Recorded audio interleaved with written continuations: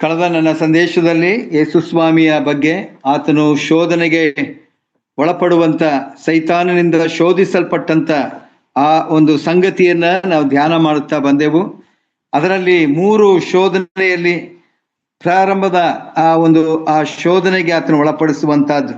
ಆತನಿಗೆ ಹಸಿವೆ ಆದಾಗ ಸೈತಾನನು ಆತನ ಹತ್ತಿರಕ್ಕೆ ಬಂದು ಆತನು ಹೇಳುವಂತ ಮಾತು, ಈ ಕಲ್ಲನ್ನು ರೊಟ್ಟಿಗಳನ್ನಾಗಿ ಮಾಡು ಎಂಬುದಾಗಿ. ಒಂದು ವೇಳೆ ಯೇಸುಸ್ವಾಮಿ ಮಾಡಲಿಕ್ಕೆ ಶಕ್ತನಾಗಿದ್ದಾನೆ, ಅದು ಆತನಿಗೆ ಗೊತ್ತು. ಆದರೆ ಸೈತಾನನ ಮಾತಿಗೆ ಆತನು ಒಳಪಡಬೇಕು, ನನ್ನ ಮಾತಿಗೆ ಆತನು ಒಳಪಡಬೇಕು ಎಂಬ ಒಂದು ಆಶೆ ಅಥವಾ ಆ ಒಂದು ಬಯಕೆ ಸೈತಾನದಾಗಿತ್ತು. ಆದರೆ ಯೇಸುಸ್ವಾಮಿ ದೇವರ ವಾಕ್ಯದ ಮೂಲಕವೇ ಆತನಿಗೆ ಉತ್ತರವನ್ನ ಕೊಡ್ತಾರೆ. ದೇವರ ಬಾಯಿಂದ ಹೊರಡುವ ಪ್ರತಿಯೊಂದೊಂದು ಮಾತಿನಿಂದಲೂ ಬದುಕುವನು ಎಂಬುದಾಗಿ ಬರೆದದೆ ಎಂಬುದಾಗಿ ಆತನು ಹೇಳ್ತಾನೆ. ಅದನ್ನು ನಾವು ಧ್ಯಾನ ಮಾಡ್ತಾ ಬಂದೆವು. 2ನೇ ಆ ಒಂದು ಶೋಧನೆಗೆ ಆತನು ಒಳಪಡಿಸುವಂತ ಆ ಸಂಗತಿಯನ್ನ ಈ ದಿನ ಸಂಕ್ಷಿಪ್ತವಾಗಿ ನಾವು ಅದನ್ನ ಧ್ಯಾನ ಮಾಡುವಂತವರಾಗಿರೋಣ. ಮತ್ತಾಯನು ಬರೆದ ಸುವಾರ್ತೆ 4ನೇ ಅಧ್ಯಾಯ 5ನೇ ವಚನ. ಆಗ ಅಂದರೆ ಮೊದಲನೇ ಶೋಧನೆ ಫೇಲ್. ಆತನು ಒಂದು ವೇಳೆ ಯೇಸುಸ್ವಾಮಿ ದೇವರ ವಾಕ್ಯದ ಮೂಲಕ ಆತನನ್ನ ಜಯಿಸಿದಂತ ಒಂದು ಸಂಗತಿ. ಮುಂದೆ ಆತನು ಯಾವ ಮಾತನ್ನೂ ಆಡದೆ 2ನೇ ಆ ಒಂದು ಶೋಧನೆಗೆ ಯೇಸುಸ್ವಾಮಿಯನ್ನ ಆತನು ಒಳಪಡಿಸುವಂತವನು ಆತನಾಗಿದ್ದಾನೆ. 2ನೇದು ಎಂಬುದಾಗಿ ಹೇಳುವಾಗ, ಆಗ ಸೈತಾನನು ಆತನನ್ನು ಪರಿಶುದ್ಧ ಪಟ್ಟಣಕ್ಕೆ ಕರಕೊಂಡು ಹೋಗಿ ದೇವಾಲಯದ ಶಿಖರದ ಮೇಲೆ ನಿಲ್ಲಿಸಿ ಆತನಿಗೆ ನೀನು ದೇವರ ಮಗನಾಗಿದ್ದರೆ ಕೆಳಕ್ಕೆ ಧುಮುಕು. ಎಗೈನ್ ಮತ್ತೆ ಅದೇ ಮಾತು, ನೀನು ದೇವರ ಮಗನಾಗಿದ್ದರೆ ಅದೇ ಮಾತು. ಮುಂದಕ್ಕೆ ಹೋಗೋಣ. ಆತನು ನಿನ್ನ ವಿಷಯದಲ್ಲಿ ತನ್ನ ದೂತರಿಗೆ ಅಪ್ಪಣೆ ಕೊಡುವನು, ನಿನ್ನ ಕಾಲು ಕಲ್ಲಿಗೆ ತಗಲಿತೆಂದು ಅವರು ನಿನ್ನನ್ನ ಕೈಗಳಲ್ಲಿ ಎತ್ತಿಕೊಳ್ಳುವರು ಎಂಬುದಾಗಿ ಬರೆದಿದೆಯಲ್ಲ ಎಂದು ಹೇಳಿದನು. ಆಗ ಸೈತಾನನು ಮೊದಲನೇ ಶೋಧನೆ ಮುಗಿದ ನಂತರ ಸೈತಾನನ ಮಾತಿಗೆ ಯೇಸುಸ್ವಾಮಿ ಒಳಪಡದೇ ಇರುವಾಗ 2ನೇದಕ್ಕೆ ಆತನು ಪ್ರಯತ್ನ ಮಾಡ್ತಾನೆ. ಆಗ ಸೈತಾನನು ಆತನನ್ನ ಪರಿಶುದ್ಧ ಪಟ್ಟಣ ಫುಟ್ನೋಟಲ್ಲಿ ನಾವು ನೋಡುವಾಗ ಅದು ಯೆರೂಸಲೇಮ್ ಎಂಬುದಾಗಿ ಬರೆಯಲ್ಪಟ್ಟಿದೆ. ಕೆಳಗಡೆ ಫುಟ್ನೋಟಲ್ಲಿ ಯೆರೂಸಲೇಮ್. ಈ ಯೆರೂಸಲೇಮ್ ಬಗ್ಗೆ ಒಂದು ಒಂದು ಒಂದು ಚಿಕ್ಕದಾಗಿ ಅದು ಏನು ಅನ್ನುವಂಥದ್ದನ್ನು ನೋಡೋಣ. ಕೀರ್ತನೆಗಳ ಪುಸ್ತಕ 46:4 ಪರಾತ್ಪರನ ಪರಿಶುದ್ಧ ನಿವಾಸ ಸ್ಥಾನವಾಗಿರುವ ದೇವನಗರ. ಮತ್ತೊಮ್ಮೆ ಓದ್ತೇನೆ. ಈ ಯೆರೂಸಲೇಮ್ ಆ ಪರಿಶುದ್ಧ ಪಟ್ಟಣ, ಪರಿಶುದ್ಧ ಎಂಬ ಹೆಸರನ್ನ ಅಲ್ಲಿ ಕೊಡಲ್ಪಟ್ಟು ಆ ಒಂದು ಯೆರೂಸಲೇಮ್ಗೆ ಆ ಒಂದು ಶಿಖರ, ದೇವಾಲಯ ಕಟ್ಟಲ್ಪಟ್ಟಿರುವಾಗ ಆ ಶಿಖರದ ಮೇಲೆ ಆತನನ್ನ ನಿಲ್ಲಿಸುವಂತವನು. ಒಂದು, ಅದು ಪರಿಶುದ್ಧವಾದಂತ ಪಟ್ಟಣ. 2ನೇದಾಗಿ ಅದು ದೇವರು ಆರಿಸಿಕೊಂಡಂತ ದೇವಾಲಯ. ಸೊಲೊಮೋನನಿಗೆ ದೇವರು ಹೇಳ್ತಾರೆ, ಸೊಲೊಮೋನನು ಆತನನ್ನ ಕೇಳಿಕೊಳ್ತಾನೆ, ನಿನ್ನ ಪ್ರಸನ್ನತೆ, ನಿನ್ನ ದೃಷ್ಟಿ, ನಿನ್ನ ಕಟಾಕ್ಷ ಈ ಆಲಯದ ಮೇಲೆ ಸದಾಕಾಲ ಇರುವಂತೆ ಆತನು ದೀರ್ಘವಾದಂತ ಒಂದು ಪ್ರಾರ್ಥನೆಯನ್ನ ಆತನು ಮಾಡ್ತಾನೆ. ಸೊಲೊಮೋನನು ಕಟ್ಟಿದಂತ ದೇವಾಲಯದ ಆ ವಿಷಯದಲ್ಲಿ ಆತನು ಕೇಳುವಾಗ ದೇವರು ನನ್ನ ದೃಷ್ಟಿ, ನನ್ನ ಪ್ರಸನ್ನತೆ ಈ ಆಲಯದಲ್ಲಿ ಸದಾಕಾಲ ಇರ್ತದೆ ಎಂಬುದಾಗಿ ಆತನಿಗೆ ಮಾತು ಕೊಡುವಂತಹದ್ದನ್ನ ನಾವು ಹಳೆ ಒಡಂಬಡಿಕೆಯಲ್ಲಿ ನಾವು ನೋಡ್ತೇವೆ. ಅಂತ ಪರಿಶುದ್ಧವಾದಂತ ಪಟ್ಟಣದಲ್ಲಿ ಇರುವಂತ ಆ ದೇವಾಲಯದ ಶಿಖರದ ಮೇಲೆ ಶಿಖರ ಮೀನ್ಸ್ ತುತ್ತ ತುದಿಗೆ ಆತನನ್ನ ಕರ್ಕೊಂಡು ಹೋಗ್ತಾನೆ. ಹಾಗಾದ್ರೆ ಈ ಯೆರೂಸಲೇಮ್, ಈ ಪರಿಶುದ್ಧ ಪಟ್ಟಣದ ವಿಷಯದಲ್ಲಿ ಕೀರ್ತನೆಗಾರನು ಬರೆಯುವ ಹಾಗೆ 46:4 ಪರಾತ್ಪರನ ಪರಿಶುದ್ಧ ನಿವಾಸ ಸ್ಥಾನವಾಗಿರುವುದು ಈ ದೇವನಗರ, ಈ ಪಟ್ಟಣ ದೇವರಿಗೆ ಸಂಬಂಧಪಟ್ಟಂತ ನಗರ, ದೇವರ ಪ್ರಸನ್ನತೆ ಇರುವಂತ ನಗರ. ಅದೇ ಕೀರ್ತನೆಗಾರನು 48ನೇ ಅಧ್ಯಾಯದಲ್ಲಿ ಹೀಗೆ ಬರೀತಾನೆ. ಕೀರ್ತನೆ 48 1ರಿಂದ ನಾನು ಓದ್ತೇನೆ. ಯೆಹೋವನು ಮಹೋನ್ನತನು, ನಮ್ಮ ದೇವರು ತನ್ನ ಪರಿಶುದ್ಧ ಪರ್ವತ ನಗರದಲ್ಲಿ ಸರ್ವ ಸ್ತುತಿ ಪಾತ್ರನಾಗಿದ್ದಾನೆ. ಮತ್ತೊಮ್ಮೆ ಓದ್ತೇನೆ. ಯೆಹೋವನು ಮಹೋನ್ನತನು, ನಮ್ಮ ದೇವರು ತನ್ನ ಪರಿಶುದ್ಧ ಪರ್ವತ ನಗರದಲ್ಲಿ ಸರ್ವ ಸ್ತುತಿ ಪಾತ್ರನಾಗಿದ್ದಾನೆ. ರಾಜಾದಿರಾಜನ ಪಟ್ಟಣವಿರುವ ಚಿಯೋನ್ ಪರ್ವತವು ಉತ್ತರ ದಿಕ್ಕಿನಲ್ಲಿ ಉನ್ನತವಾಗಿಯೂ ರಮ್ಯವಾಗಿಯೂ ಭೂಲೋಕದಲ್ಲೆಲ್ಲ ಕಂಗೊಳಿಸುತ್ತಿರುವುದು. ಅಂತ ಪವಿತ್ರವಾದಂತ ಪಟ್ಟಣಕ್ಕೆ ಯೇಸು ಸ್ವಾಮಿಯನ್ನ ಕರ್ಕೊಂಡು ಹೋಗುವಂತವನು ಈ ಸೈತಾನ.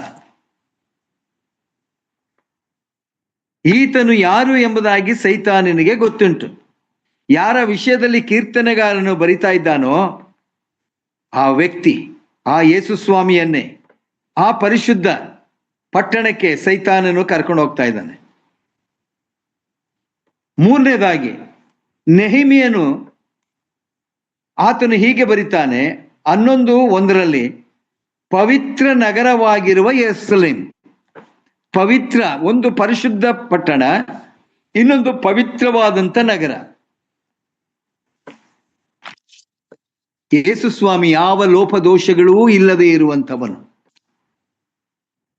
ಆತನು ಮನುಷ್ಯನಾಗಿದ್ದರು ಪಾಪ ಮಾತ್ರ ಮಾಡದೇ ಇರುವಂತವನು. ಆತನ ಆಲೋಚನೆಗಳು, ಆತನ ಕಾರ್ಯಗಳು ಎಲ್ಲವೂ ದೇವರಿಗೆ ಮೆಚ್ಚುಗೆಯಾದಂಥ ಕಾರ್ಯಗಳು. ದೇವರಿಗೆ ಪ್ರಿಯನಾದಂಥವನು, ಪರಿಶುದ್ಧ ಜೀವಿತದಲ್ಲಿ ಇದ್ದಂಥವನು. ಆತನನ್ನ ಅದೇ ಪರಿಶುದ್ಧವಾದಂಥ ಪರ್ವತದ ಅಥವಾ ಪಟ್ಟಣಕ್ಕೆ, ಆ ಶಿಖರದ ಮೇಲೆ ಆತನು ನಿಲ್ಲಿಸಿದಂಥವನು ಆತನಾಗಿದ್ದ. ಹಾಗಾದರೆ ಸೈತಾನನು ಯಾರು? ಸೈತಾನನ ಗುಣಲಕ್ಷಣಗಳು ಹೇಳಬೇಕಾದ್ರೆ ನಮಗೆ ಈ ಒಂದು ಸಮಯ ಸಾಲುವುದಿಲ್ಲ.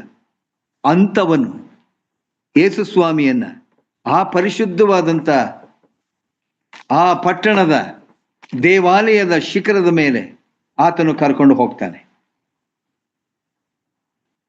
ನೋಡ್ರಿ, ಆತನು ಮತ್ತೊಮ್ಮೆ ಉಪಯೋಗಿಸುವಂತಹ ಮಾತುಗಳು, ಪರಿಶುದ್ಧ ಪಟ್ಟಣಕ್ಕೆ ಕರ್ಕೊಂಡು ಹೋಗಿ ದೇವಾಲಯದ ಶಿಖರದ ಮೇಲೆ ನಿಲ್ಲಿಸಿ ಅವನಿಗೆ ಹೇಳುವಂತ ಮಾತು, ನೀನು ದೇವರ ಮಗನಾಗಿದ್ದರೆ. ಸೈತಾನನಿಗೆ ಚೆನ್ನಾಗಿ ಗೊತ್ತು ಈತನು ದೇವಕುಮಾರನು, ದೇವರ ಮಗನು. ಆದರೆ ಅದು ಪ್ರಚೋದನೆಯಾದಂಥ ಮಾತುಗಳು, ಒಂದು ಸವಾಲನ್ನ ಒಡ್ಡುವಂತ ಮಾತುಗಳು. ಈಗಾಗಲೇ ನೀನು ದೇವರ ಮಗನಾಗಿದ್ದರೆ ಈ ಕಲ್ಲುಗಳನ್ನ ರೊಟ್ಟಿ ಮಾಡಿ ನೀನು ಊಟ ಮಾಡು ಎಂಬುದಾಗಿ ಆತನು ಹೇಳ್ತಾನೆ. ಮಾಡಲಿಕ್ಕೆ ಶಕ್ತನಾಗಿರುವಂತ ಕರ್ತನು, ಕ್ಷಣ ಮಾತ್ರದಲ್ಲಿ ಆತನು ಮಾಡಲಿಕ್ಕೆ ಆತನಿಗೆ ಅಧಿಕಾರ ಉಂಟು. ಆದರೆ ಸೈತಾನನ ಮಾತಿಗೆ ಆತನು ಒಳಪಡಲಿಲ್ಲ. ಅದೇ ಮಾತನ್ನ ಉಪಯೋಗಿಸ್ತಾ ಇದ್ದಾನೆ, ಪ್ರಚೋದನೆ ಮಾಡುವಂತವನು. ಸೈತಾನನ ಕೆಟ್ಟ ಗುಣಗಳಲ್ಲಿ ಪ್ರಚೋದಿಸುವಂತವನು.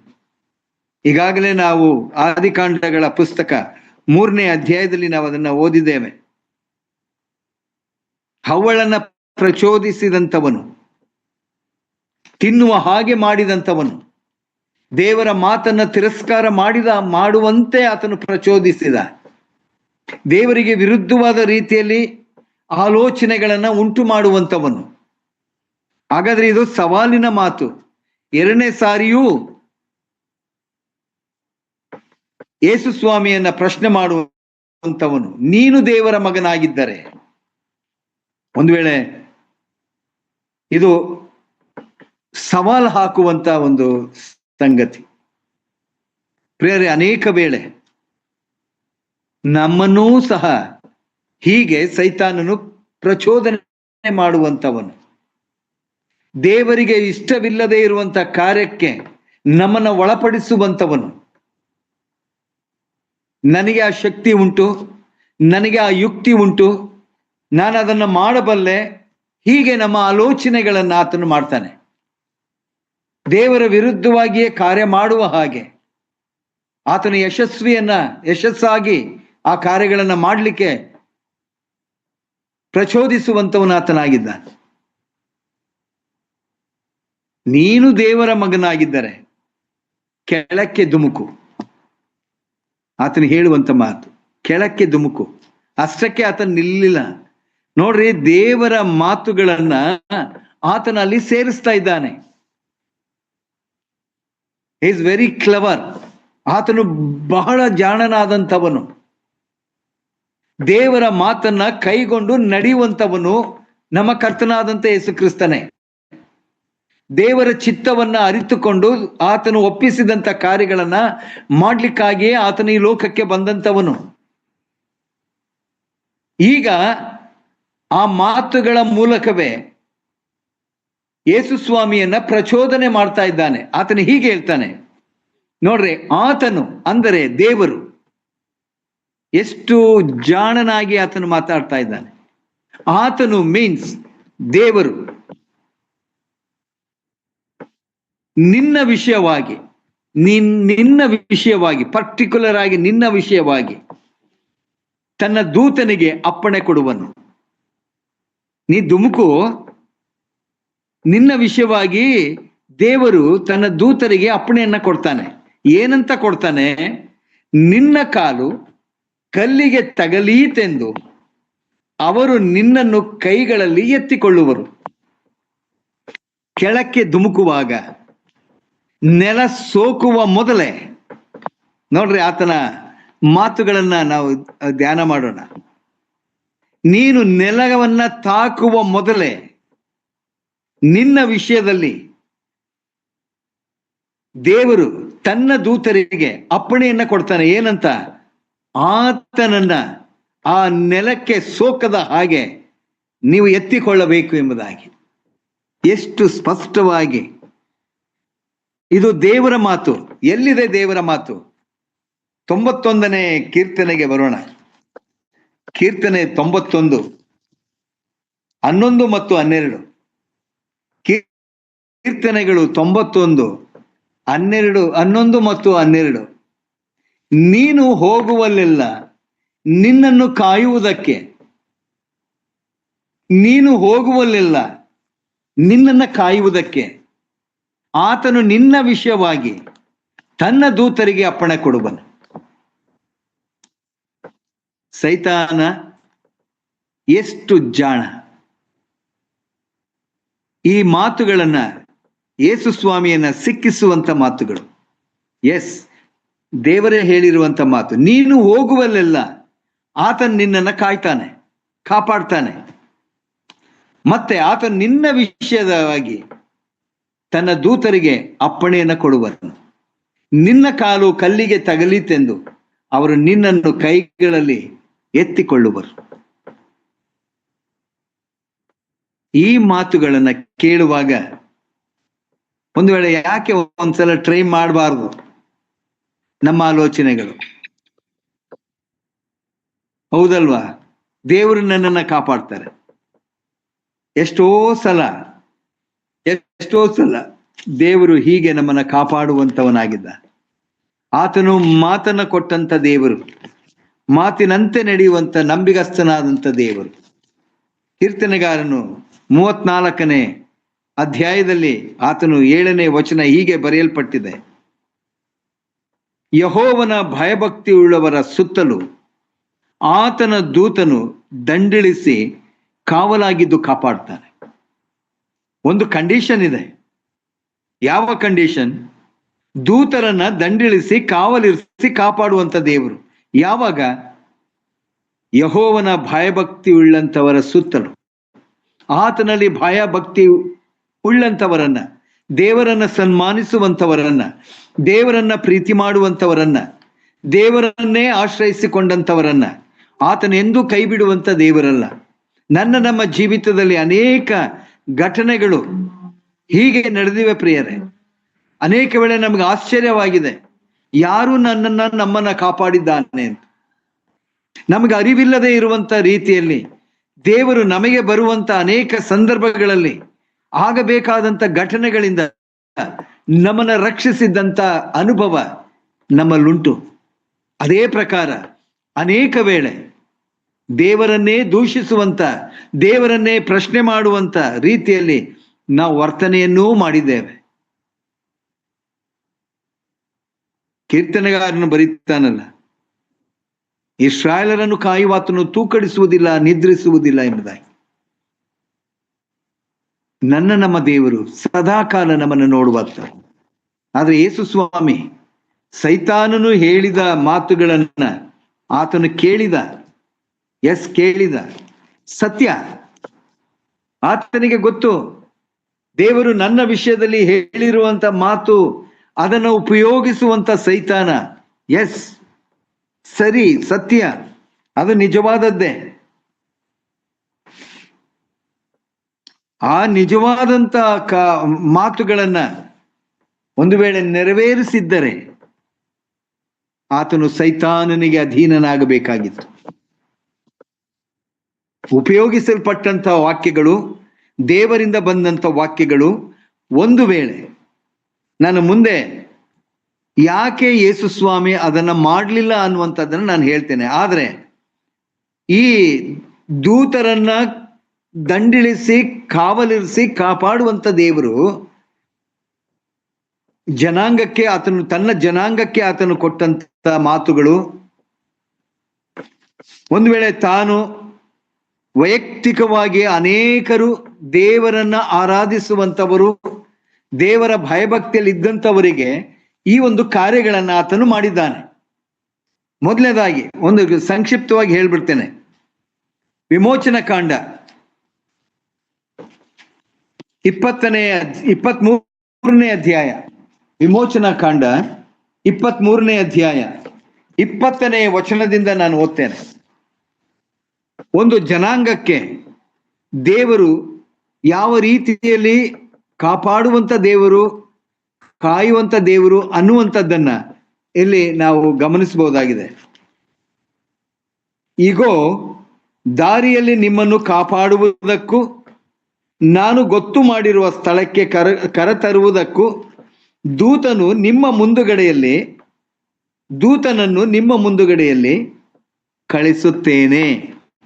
ಇದು ತಾನು ಆರಿಸಲ್ಪಟ್ಟಂತ ಜನಾಂಗ, ಇಸ್ರಾಯೇಲ್ ಜನಾಂಗಕ್ಕೆ ದೇವರು ವಿಮೋಚನಾ ಕಾಂಡ 3ನೇ ಅಧ್ಯಾಯದಲ್ಲಿ ಒಂದು ಮಾತನ್ನ ಆತನು ಕೊಡ್ತಾನೆ ಮೋಶೆಯ ಮೂಲಕ. ಈ ಐಗುಪ್ತ ದೇಶದಲ್ಲಿದ್ದಂತ ತನ್ನ ಜನರ ದುರವಸ್ಥೆಯನ್ನ ಆತನು ಕಂಡು, ಅವರು ಮೊರೆ ಇಡುವಾಗ ಅದನ್ನ ಕೇಳಿದಂತ ದೇವರು ಅವರನ್ನ ಆ ಸ್ಥಳದಿಂದ ಹಾಲು ಜೇನು ಹರಿಯುವಂತ ದೇಶಕ್ಕೆ ನಡೆಸಿಕೊಂಡು ಹೋಗುವುದಕ್ಕೆ ನಾನು ಇಳಿದು ಬಂದಿದ್ದೇನೆ. ಸ್ವತಃ ದೇವರು ಹೇಳುವಂತ ಮಾತು. ಆ ಮಾತುಗಳನ್ನ ನೆರವೇರಿಸಬೇಕಾಗಿದೆ.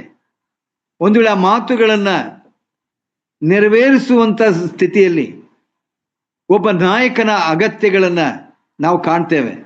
ಮೋಶೆ ಮತ್ತು ಆರೋನನನ್ನ ದೇವರು ಆರಿಸಿಕೊಂಡು ಅವರನ್ನ ಆ ಸ್ಥಳದಿಂದ ನಡೆಸಿಕೊಂಡು ಹೋಗುವಾಗ ದಾರಿಯನ್ನ ಸಿದ್ಧಪಡಿಸುವಂತ ದೇವರು.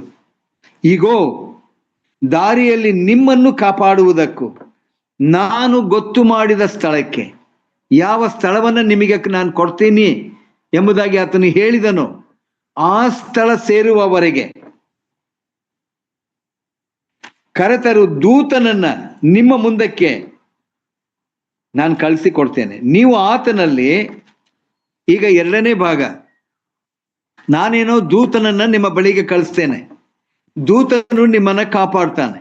ಆದರೆ ಯಾವಾಗ, ಹೇಗೆ ನೋಡ್ರಿ, ಇಲ್ಲಿದೆ, ನೀವು ಆತನಲ್ಲಿ ಅಂದ್ರೆ ದೂತನಲ್ಲಿ ಲಕ್ಷ್ಯವಿಟ್ಟು ಆತನ ಮಾತಿಗೆ ಕಿವಿಗೊಡಬೇಕು.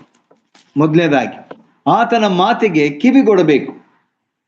ಎರಡನೇದಾಗಿ ಆತನಿಗೆ ಅವಿಧೇಯರಾಗಿರಬಾರದು. 3, ಅವಿಧೇಯರಾದರೆ ನಿಮ್ಮನ್ನು ಕ್ಷಮಿಸಲಾರನು. ಇದು ಕಂಡೀಷನ್. ಇದು ನಮಗೆ ಅಪ್ಲೈ ಆಗುವಂತ ಮಾತುಗಳು. ದೇವರು ನಮ್ಮನ್ನ ಕಾಪಾಡ್ತಾನೆ ಸದಾಕಾಲ. ನಮಗೆ ತನ್ನ ದೂತರನ್ನ ಕಳಿಸಿ ಆತನು ಕಾಪಾಡುವಂತ ದೇವರು. ನಾವುಗಳು ಆತನಿಗೆ ವಿಧೇಯರಾಗಿರಬೇಕು. ಆತನ ಮಾತುಗಳಿಗೆ ಲಕ್ಷ್ಯ ಕೊಡಬೇಕು. ಒಂದು ವೇಳೆ ನಾವು ಅವಿಧೇಯರಾದರೆ ಆತನು ನಮ್ಮನ್ನು ಕ್ಷಮಿಸುವುದಿಲ್ಲ. ಇದು ಒಂದು ಎಚ್ಚರಿಕೆಯ ಮಾತುಗಳಾಗಿವೆ ಪ್ರಿಯರೇ, ಎಚ್ಚರಿಕೆಯ ಮಾತುಗಳಾಗಿವೆ. ಎರಡನೇ ಒಂದು ಉದಾಹರಣೆಯನ್ನ ನಿಮ್ಮ ಮುಂದೆ ಹೇಳಲಿಕ್ಕೆ ಇಷ್ಟಪಡ್ತೇನೆ.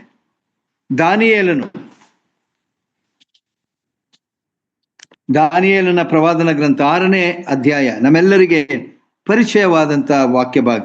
6ನೇ ಅಧ್ಯಾಯ 22ನೇ ವಚನ. ಅದು ಹೀಗೆ ಇದೆ. ದಾನಿಯೇಲ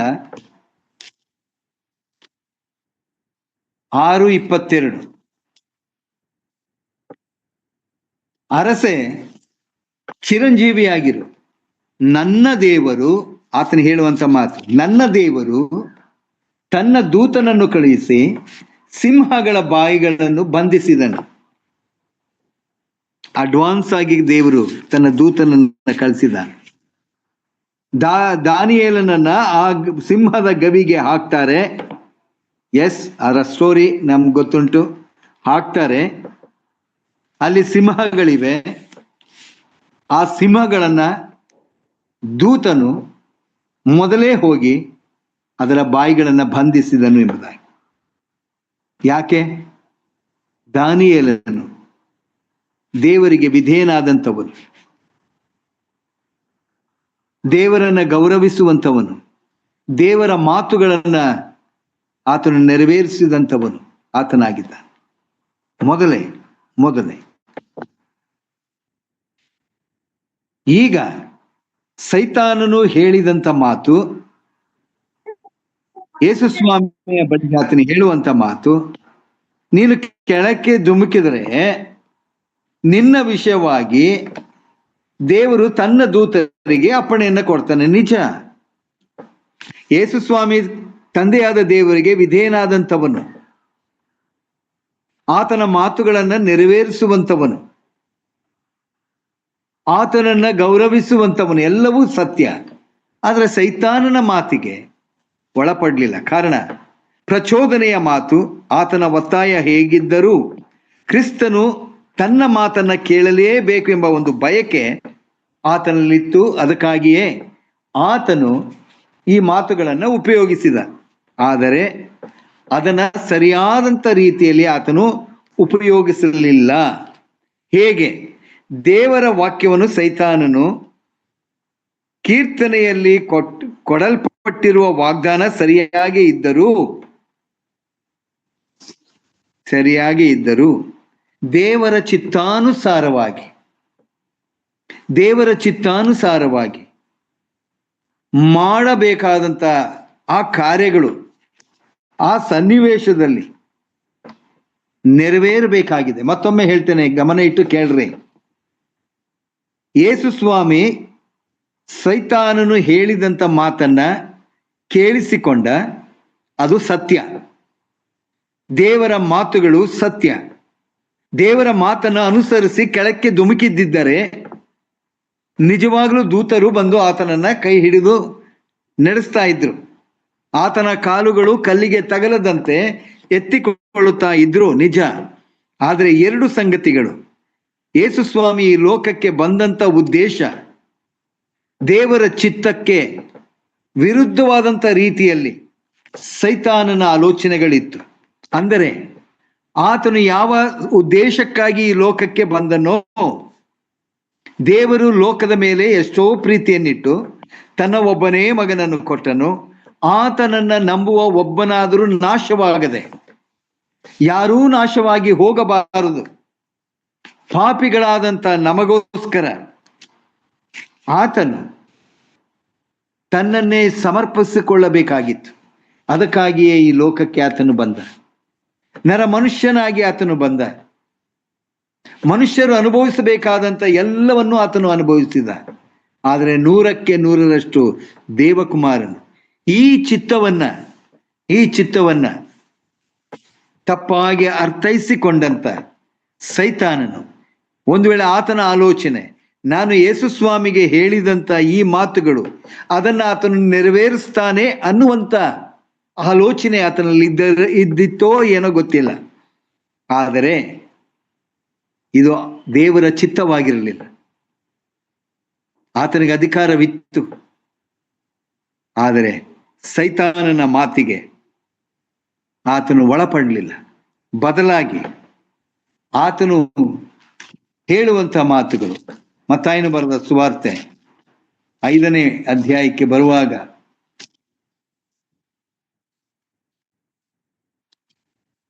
ಸಾರಿ 4ನೇ ಅಧ್ಯಾಯದ ಆ ಭಾಗಕ್ಕೆ ಬರುವಾಗ, ನಿನ್ನ ದೇವರಾಗಿರುವ ಕರ್ತನನ್ನು ಪರೀಕ್ಷಿಸಬಾರದು ಎಂಬುದಾಗಿ ಸಹ ಬರೆದಿದೆ. ಹಾಗಾದ್ರೆ ನಾನು ಯಾರು? ಯೇಸು ಸ್ವಾಮಿಯ ಪ್ರಶ್ನೆ ಅದೇ ಆಗಿದೆ. ವಚನ 6ರಲ್ಲಿ ಒಂದು ವೇಳೆ ಇದನ್ನ ಆತನು ಉಪಯೋಗಿಸುವಾಗ ಯೇಸು ಸ್ವಾಮಿ ಕೊಡುವಂತ ಉತ್ತರ, ನಿನ್ನ ದೇವರಾಗಿರುವ ಕರ್ತನನ್ನು ಪರೀಕ್ಷಿಸಬಾರದು ಎಂಬುದಾಗಿ ಸಹ ಬರೆದಿದೆ ಅಂದನು.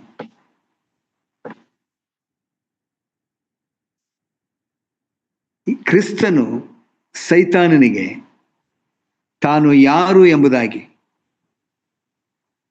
ತೋರ್ಪಡಿಸಲು ಸಾಧ್ಯ ಇತ್ತು. ಆದರೆ ಯೇಸು ಸ್ವಾಮಿಗೆ ಗೊತ್ತು ನಾನು ಯಾರು ಅಂತ, ಸೈತಾನನಿಗೆ ಗೊತ್ತು ನಾನು ಯಾರು ಅನ್ನುವಂಥದ್ದು. ಅದಕ್ಕಾಗಿ ಆತನು ಹೇಳ್ತಾನೆ, ಒಂದು ವೇಳೆ ನಾವು ಫಿಲಿಪ್ಪಿ ಬರೆದ ಪತ್ರಿಕೆ 2ನೇ ಅಧ್ಯಾಯ 6 ಮತ್ತು 8, ಫಿಲಿಪ್ಪಿ ಅವರಿಗೆ ಬರೆದ ಪತ್ರಿಕೆ 2ನೇ ಅಧ್ಯಾಯ 6 ಮತ್ತು 6ರಿಂದ 8, ಆತನು ದೇವಸ್ವರೂಪನು, ದೇವರಿಗೆ ಸರಿ ಸಮಾನನಾದಂಥವನು, ಅಮೂಲ್ಯವಾದಂಥ ಪದವಿಯಲ್ಲಿ ಇರಬೇಕಾದಂಥವನು. ಇಂಥವನು ತನ್ನನ್ನು ಬರಿದು ಮಾಡಿಕೊಂಡು ದಾಸನ ರೂಪವನ್ನು ಧರಿಸಿಕೊಂಡು ಮನುಷ್ಯರಿಗೆ ಸದೃಶ್ಯನಾದನು. ಹೀಗೆ ಆತನು ಆಕಾರದಲ್ಲಿ ಮನುಷ್ಯನಾಗಿ ಕಾಣಿಸಿಕೊಂಡಿದ್ದಾಗ ತನ್ನನ್ನು ತಗ್ಗಿಸಿಕೊಂಡು ಮರಣವನ್ನು, ಅಂದರೆ ಶಿಲುಬೆಯ ಮರಣವನ್ನಾದರೂ ಹೊಂದುವಷ್ಟು ವಿಧೇಯನಾದನು. ಇದು ಯೇಸು ಸ್ವಾಮಿ ಈ ಲೋಕಕ್ಕೆ ಬಂದಂತ ಉದ್ದೇಶ. ಆದರೆ ಯೇಸು ಸ್ವಾಮಿ ಆತನಿಗೆ ಕೊಡುವಂತಹ ಉತ್ತರ, ನಾನು ಯಾರು ಎಂಬುದಾಗಿ ನಿನಗೆ ಗೊತ್ತುಂಟು, ನನ್ನನ್ನ ಪರೀಕ್ಷೆ ಮಾಡಬಾರದು ಎಂಬುದಾಗಿ ಆತನು ಹೇಳ್ತಾನೆ. ನನ್ನನ್ನ ಪರೀಕ್ಷೆ ಮಾಡಬಾರದು, ದೇವರನ್ನ ಪರೀಕ್ಷೆ ಮಾಡಬಾರದು. ಆತನು ಹೇಳ್ತಾನೆ, ನಿನ್ನ ದೇವರಾಗಿರುವ ಆತನು ಸರ್ವಕ್ಕೂ ಒಡೆಯನು, ಆತನು ಸರ್ವವ್ಯಾಪಿ, ಎಲ್ಲಾ ಕಡೆಯಲ್ಲಿ ಇರುವ ಆತನು, ಎಲ್ಲವನ್ನ ಉಂಟು ಮಾಡಿದಂಥವನು, ಇನ್ಕ್ಲೂಡಿಂಗ್ ಸೈತಾನನ್ನು, ಲೂಸಿಫರನನ್ನು ಉಂಟು ಮಾಡಿದಂಥವನು. ಅದಕ್ಕಾಗಿ ಯೇಸು ಸ್ವಾಮಿ ಹೇಳ್ತಾರೆ, ನಿನ್ನ ದೇವರು, ನಿನ್ನನ್ನು ಉಂಟು ಮಾಡಿದಂಥ ದೇವರು, ನೀನು ಯಾರೆಂಬುದಾಗಿ ತಿಳ್ಕೊಂಡಿರುವಂಥ ದೇವರು, ಆ ದೇವರನ್ನ ನೀನು ಪರೀಕ್ಷೆ ಮಾಡಬಾರದು. ಒಂದು ವೇಳೆ ನಾವು ಇದಕ್ಕಾಗಿ ಧರ್ಮೋಪದೇಶ ಕಾಂಡ 6ನೇ ಅಧ್ಯಾಯ, ಧರ್ಮೋಪದೇಶ ಕಾಂಡ 6ನೇ ಅಧ್ಯಾಯಕ್ಕೆ ಬರುವಾಗ 16ನೇ ವಚನ, ತನ್ನ ಜನರಿಗೆ ಆತನು ಹೇಳ್ತಾನೆ, ತನ್ನ ಜನರಿಗೆ, ನೀವು ಮತ್ಸದಲ್ಲಿ ನಿಮ್ಮ ದೇವರಾದ ಯೆಹೋವನನ್ನು ಪರೀಕ್ಷಿಸಿದಂತೆ ಇನ್ನು ಮುಂದೆ ಮಾಡಬೇಡ್ರಿ. ನಿಮ್ಮ ದೇವರಾದ ಯೆಹೋವನು ನಿಮಗೆ ನೇಮಿಸಿದ ಆಜ್ಞಾ ವಿಧಿ ನಿರ್ಣಯಗಳನ್ನು ಅನುಸರಿಸಲೇಬೇಕು. ಯಾರಿಗೆ ಈ ಮಾತು ಹೇಳ್ತಾ ಇದ್ದಾರೆ? ಒಂದು ವೇಳೆ ಇಸ್ರಾಯೇಲರಿಗೆ ಈ ಮಾತುಗಳನ್ನ ತಿಳಿಸುವಂತವನು ಮೋಶೆ ಆಗಿದ್ದ.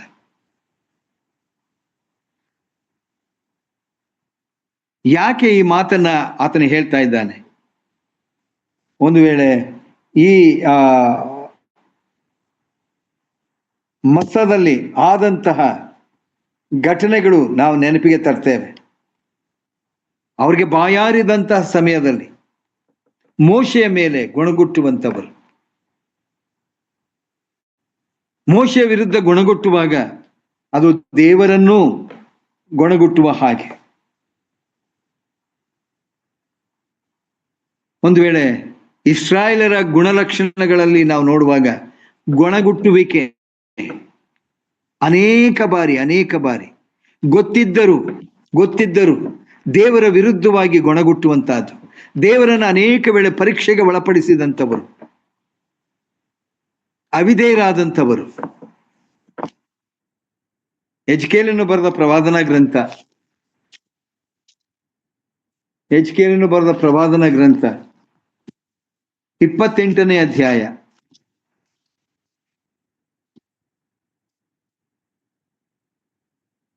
1ರಿಂದ ಕೆಲವು ವಚನಗಳು ನಾವು ನೋಡುವಾಗ ಈ ಸೈತಾನನು, ಆತನ ಸ್ವಭಾವ, ಆತನು ಮಾಡಿದಂಥ ಕಾರ್ಯ 1ರಿಂದ 19 ವಚನದವರೆಗೆ ಇದು ಬರೆಯಲ್ಪಟ್ಟಿದೆ. ದೇವರ ಸನ್ನಿಧಾನದಲ್ಲಿ ಇದ್ದಂಥವನು, ದೇವರ ಮಹಾಪ್ರಭಾವಗಳನ್ನ ಕಂಡಂಥವನು, ದೇವರು ಯಾರು ಎಂಬುದಾಗಿ ತಿಳ್ಕೊಂಡಂಥವನು, ಆ ದೇವರಿಗೆ ಸರಿಸಮಾನವಾಗಿ ಇರಬೇಕೆಂಬುದಾಗಿ ಬಯಸಿದಂಥವನು. ಯೇಸುಸ್ವಾಮಿ ಹೇಳುವಂತ ಮಾತು, ನೀನು ಪರೀಕ್ಷೆಗೆ ಒಳಪಡಿಸಬಾರದು. ಯಾರನ್ನ? ನಿನ್ನ ದೇವರಾಗಿರುವಂಥವರು, ಆತನನ್ನ ಪರೀಕ್ಷೆಗೆ ಒಳಪಡಿಸಬಾರದು. ಪ್ರಿಯರೇ, ನಮ್ಮ ಜೀವಿತದಲ್ಲಿ ಎಷ್ಟು ಬಾರಿ ನಾವು ನಮ್ಮ ಕರ್ತನನ್ನು ನಾವು ಪರೀಕ್ಷೆಗೆ ಒಳಪಡಿಸಿದ್ದೇವೆ. ನಮ್ಮ ಜೀವಿತದ ಅನೇಕ ಸನ್ನಿವೇಶಗಳು, ನಮ್ಮ ಜೀವಿತದಲ್ಲಿ ಬಂದಂತ ಅನೇಕ ಘಟನೆಗಳು, ನಾವು ಹಾದು ಹೋಗುವಾಗ ಸಂಕಷ್ಟಗಳ ಸಮಯದಲ್ಲಿ, ದುಃಖದ ಸಮಯದಲ್ಲಿ, ವೇದನೆಯ ಸಮಯದಲ್ಲಿ, ಅನಾರೋಗ್ಯದ ಸಮಯದಲ್ಲಿ ಎಷ್ಟು ಬಾರಿ ನಾವು ನಮ್ಮ ದೇವರನ್ನ ಪರೀಕ್ಷೆಗೆ ಒಳಪಡಿಸಿಲ್ಲ. ಪರೀಕ್ಷೆಗೆ ಒಳಪಡಿಸುವಂತಹದ್ದು ಅಂದರೆ ನಮ್ಮ ನಂಬಿಕೆಯಲ್ಲಿ ಬಿದ್ದು ಹೋಗುವಂತಹದ್ದು, ದೃಢವಾದಂತಹ ನಂಬಿಕೆ ಇಲ್ಲದೆ ಇರುವಂತಹದ್ದು. ಯಾವಾಗ ನಾವು ನಂಬಿಕೆಯನ್ನ ಕಳ್ಕೊಳ್ತೇವೋ ಆಗ ನಾವು ಕರ್ತನನ್ನ ಪರೀಕ್ಷೆಗೆ ಒಳಪಡಿಸುವಂತವರು. ನೀನು ಮಾಡಿದನ್ನ ನೋಡೋಣ. ಸೈತಾನನು ಹಾಕಿದ ಹಾಗೆ ನಾವು ಅನೇಕ ವೇಳೆ ಸವಾಲನ್ನು ಹಾಕಿದಂಥವರು, ನಮ್ಮ ದೇವರಿಗೆ ಪ್ರಶ್ನೆಗಳನ್ನು ಹಾಕಿದಂಥವರು ನಾವು. ಈ ಇಸ್ರಾಯೇಲರು ಮಾಡಿದಂಥ ಕಾರ್ಯಗಳೂ ಅವೇ. ಅನೇಕ ವೇಳೆ ಈ ಹಾಲು ಜೇನು ಹರಿಯುವಂತಹ ದೇಶಕ್ಕೆ ದೇವರು ಅವರನ್ನು ನಡೆಸಿಕೊಂಡು ಹೋಗುವಾಗ ನಂಬಿಕೆ ಇಲ್ಲದೆ ಇದ್ದಂಥ ಈ ಜನಾಂಗ, ದೇವರ ಮಾತಿನ ಮೇಲೆ ಭರವಸೆ ಇಲ್ಲದೆ ಇದ್ದಂಥ ಈ ಜನಾಂಗ, ದೇವರ ವಿರುದ್ಧವಾಗಿ ದೇವರ ಮಾತುಗಳನ್ನು ಧಿಕ್ಕರಿಸಿದಂಥವರು, ಮೋಶೆಯ ಬಗ್ಗೆಯೂ ದೇವರ ಮೇಲೆಯೂ ಗುಣಗುಟ್ಟಿದಂಥವರು ಇವರು. ಇದು ನಮ್ಮ ಜೀವಿತದಲ್ಲೂ ನಡೆಯುವಂತಹದ್ದೇ. ನಾವು ಹೆಸರಿಗೆ ಮಾತ್ರ ವಿಶ್ವಾಸಿಗಳು, ಹೆಸರಿಗೆ ಮಾತ್ರ ದೇವರ ಮೇಲೆ ಭರವಸೆ ಇಟ್ಟಿದ್ದೇವೆ ಎಂಬುದಾಗಿ ಹೇಳುವಂಥವರು, ಆದರೆ ಜೀವಿತದಲ್ಲಿ ಬರುವಂತ ಈ ಇಸ್ರಾಯೇಲರಿಗೆ ಬಂದ ಹಾಗೆ ನಮ್ಮ ಜೀವಿತದಲ್ಲೂ ಬಂದಾಗ ನಾವು ದೇವರನ್ನ ಪರೀಕ್ಷೆಗೆ ಒಳಪಡಿಸುವಂತ. ಆದರೆ ದೇವರ ವಾಕ್ಯ ಹೇಳ್ತದೆ, ಎಂಥದ್ದೇ ಸಂದರ್ಭಗಳು ಬಂದಾಗ್ಯೂ, ಎಂಥದ್ದೇ ಸಂದರ್ಭಗಳು ನಮ್ಮ ಜೀವಿತದಲ್ಲಿ ದಾಟಿ ಹೋಗುವಾಗ ನಿನ್ನ ದೇವರಾಗಿರುವಂಥವನನ್ನ ಪರೀಕ್ಷೆಗೆ ಒಳಪಡಿಸಬಾರದು. ಅಂದರೆ ದೃಢವಾದಂಥ ನಂಬಿಕೆಯಿಂದ ಕರ್ತನ ಸನ್ನಿಧಾನದಲ್ಲಿ ಇರಬೇಕೆಂಬುದಾಗಿ ಸೈತಾನನಿಗೆ ದೇವರ ವಾಕ್ಯದ ಮೂಲಕವೇ ಯೇಸು ಸ್ವಾಮಿ ಉತ್ತರವನ್ನ ಕೊಡುವಂತ. ಹೇಗೆ ಆತನು ಕೊಟ್ಟನೋ ಆತನ ಆಲೋಚನೆ ನಾನು ಇದನ್ನು ನೆರವೇರಿಸ್ತೇನೆ ಎಂಬ ಒಂದು ಆಲೋಚನೆ ಸೈತಾನನಿಗೆ ಇತ್ತು. ಆತನು ಬಲಹೀನನಲ್ಲ, ಅವಿಧೇಯನಲ್ಲ, ತನ್ನನ್ನು ತೋರ್ಪಡಿಸಿಕೊಳ್ಳುವಂತ ಹಂಬಲವಿಲ್ಲ. ಒಂದು ವೇಳೆ ತನ್ನ ಅಧಿಕಾರ ಜನರಿಗೆ ನಾನು ತೋರಿಸ್ಬೇಕೆಂಬುದಾಗಿ ಆತನ ಇರಲಿಲ್ಲ. ಆತನು ಹೇಳುವಂತ ಮಾತು, ಈ ಅಧಿಕಾರವನ್ನು ಉಪಯೋಗಿಸ್ಲಿಕ್ಕಾಗಿ ಆತನು ಈ ಲೋಕಕ್ಕೆ ಬರಲಿಲ್ಲ. ಆತನು ಹೇಳುವಂತ ಮಾತು, ಸೇವೆ ಮಾಡಿಸಿಕೊಳ್ಳಲಿಕ್ಕೆ ನಾನು ಬರಲಿಲ್ಲ, ಸೇವೆ ಮಾಡುವುದಕ್ಕಾಗಿ ನಾನು ಬಂದಿದ್ದೇನೆ. How obedient the lord Jesus Christ. ಪ್ರಿಯರೇ, ಇದು ನಮಗೆ ಒಂದು ಪಾಠವಾಗಿದೆಯಲ್ಲ. ಸೈತಾನನ ಶೋಧನೆ ಯೇಸು ಸ್ವಾಮಿಯ ಆ ಒಂದು ಕಾರ್ಯದಲ್ಲಿ ಇರುವ ಹಾಗೆ ನಮ್ಮನ್ನು ಆತನು ಶೋಧಿಸುವಂತವನು ಆತನಾಗಿದ್ದಾನೆ. ನಾವು ಬಿದ್ದು ಹೋಗ್ತೇವೆ, ನಂಬಿಕೆಯಲ್ಲಿ ಕುಸಿದು ಹೋಗ್ತೇವೆ. ಆದರೆ ದೃಢವಾಗಿ ನಿಂತುಕೊಳ್ಳುವಾಗ ಆತನು ಹೇಳಿದ್ದಾನೆ, ಈಗೋ ಸೈತಾನನನ್ನು ನಿಮ್ಮ ಕಾಲ ಬುಡದಲ್ಲಿ ಹಾಕಿ ನಾನು ಜಜ್ಜಿದ್ದೇನೆ ಎಂಬುದಾಗಿ. ಆ ನಂಬಿಕೆಯನ್ನು ಕಳ್ಕೊಂಡಂಥವ್ರು ದೇವರನ್ನ ಪರೀಕ್ಷೆ ಮಾಡುವಂಥವರು, ನಂಬಿಕೆಯಲ್ಲಿ ಬಿದ್ದು ಹೋಗುವರು ದೇವರನ್ನ ಪ್ರಶ್ನೆ ಮಾಡುವಂಥವರು. ಹೌದು, ಸೈತಾನನು ಅನೇಕ ವೇಳೆ ನಮ್ಮನ್ನು ಶೋಧಿಸುವಾಗ ಆ ಶೋಧನೆಯಿಂದ ಹೊರಬರುವಂತೆ, ಶೋಧನೆಯನ್ನು ಜಯಿಸುವಂತೆ ಮಾಡುವಂತಹದ್ದೇ ನಮ್ಮ ಕರ್ತನು. ನಂಬಿರುವಂತ ಕರ್ತನು. ಆತನು ನಮ್ಮ ಸುತ್ತಲೂ ತನ್ನ ದೂತರಿಗೆ ಅಪ್ಪಣೆಯನ್ನು ಕೊಟ್ಟು ಕಾವಲು ಆಗಿ ಇರಿಸಿರುವಂತ ದೇವರು. ಈ ನಂಬಿಕೆಯೊಡನೆ ಶೋಧನೆಗಳು ಬಂದಾಗ ನಮ್ಮ ಕರ್ತನನ್ನು ಆಶ್ರಯಿಸಿಕೊಂಡು ಸೈತಾನನಿಗೆ ಸೋಲುಂಟಾಗುವಂತ ರೀತಿಯಲ್ಲಿ ನಮ್ಮ ಕ್ರಿಸ್ತಿಯ ಜೀವಿತ ಇರುವುದಾದರೆ ಅದು ಕರ್ತನಿಗೆ ಮಹಿಮೆ ಉಂಟಾಗುವಂತಹದ್ದು. ಇಲ್ಲಿಯೂ ಸಹ ವಾಕ್ಯದ ಮೂಲಕವೇ ದೇವರು, ನಮ್ಮ ಕರ್ತನಾದಂತ ಯೇಸು ಕ್ರಿಸ್ತನು ಸೈತಾನನನ್ನ ಜಯಿಸಿದಂಥದ್ದನ್ನ ನಾವು ಕಾಣ್ತೇವೆ. ನಮಗೂ ಅದೇ ಅಧಿಕಾರವನ್ನು ಆತನು ಕೊಟ್ಟಿದ್ದಾನೆ. ಸೈತಾನನನ್ನ ಜಯಿಸುವಂತ ಅಧಿಕಾರ ಈ ವಾಕ್ಯಗಳ ಮೂಲಕವೇ ನಮಗೆ ಆತನ ಅನುಗ್ರಹಿಸಿ ಕೊಟ್ಟಿದ್ದಾನೆ. ನಮ್ಮ ಜೀವಿತ ಕ್ರಿಸ್ತನಿಗಾಗಿ ಜೀವಿಸ್ಲಿಕ್ಕಾಗುವಂತೆ ಕರ್ತನು ತಾನೇ ವಾಕ್ಯಗಳನ್ನ ನಮ್ಮ ಹೃದಯಕ್ಕೆ ಆಶೀರ್ವದಿಸಲಿ. ಹಾಗೆ ಇರುವ ಹಾಗೆ ಕರ್ತನು ನಮ್ಮನ್ನು ನಡೆಸಲಿ. ಆತನ ನಾಮಕ್ಕೆ ಸ್ತೋತ್ರವಾಗಲಿ. ಆಮೇನ್.